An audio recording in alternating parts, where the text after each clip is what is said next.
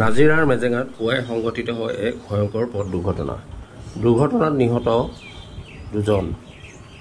গেলেকীৰ নামডঙীয়া গাঁৱৰ যতীন শইকীয়া, আনজন নকছাৰীৰ পূৰ্ণ তামুলী। যতীন শইকীয়াৰ পুত্ৰৰ বিয়াৰ দৰাৰ লগত গৈছিল গড়গাঁৱৰ এজন ব্যক্তি। কইনা আনি ঘৰ সোমোৱাৰ পিছত আলহী থবলৈ গড়গাঁৱলৈ গৈছিল যতীন শইকীয়া। ঘূৰি অহাৰ পথত পুৱা 4 বজাত মেজেঙাৰ হুদপাৰাত দুৰ্ঘটনাত পতিত হয় তেওঁলোকৰ বাহন।